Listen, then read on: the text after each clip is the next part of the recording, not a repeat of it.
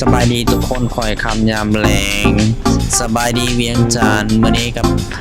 ขี่รถเลาะนครหลวงทุกคนเดี๋ยวจะพาทุกท่านมาเบิ่ง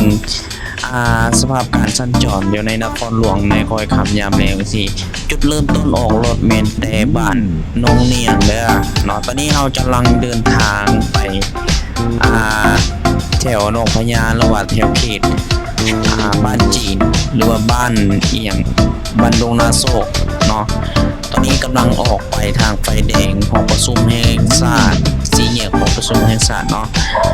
ตอนนี้ถือว่าการสัญจรมื้อนี้ครับเป็นมือวันอาทิตย์แต่ว่ารถยังบ่ได้หลายเนาะแต่ว่า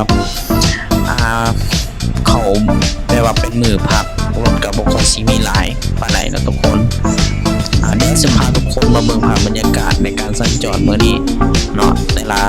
เส้นทางเนาะ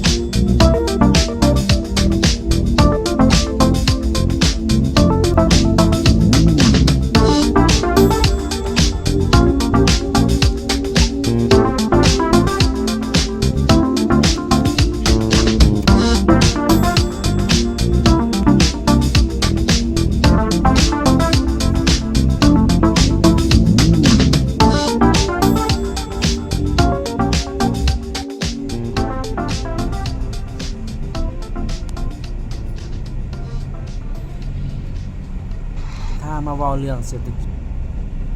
เฮา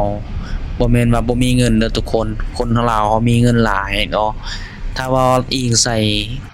เศรษฐกิจภายในครอบครัวคนลาวเขามีเงินหลายเนาะให้สังเกตคนบางคนอยู่ในเมืองเห็นว่าเรือนน้อยๆหรือว่าตูบน้อยๆเนาะบ่หรูบ่หราแต่ว่าเบิ่งรถจอดเนาะ2-3 คันรถก็รถพวกวีโก้ Prado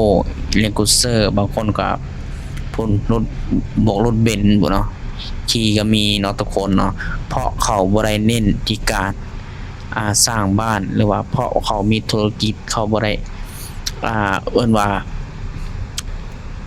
ชีวิตแบบบ้านๆนะขอแต่มีเงินในกระเป๋ามีรถขี่แบบนี้เนาะเรือนซานก็แบบธรรมดาก็ได้เพิ่นว่าเนาะ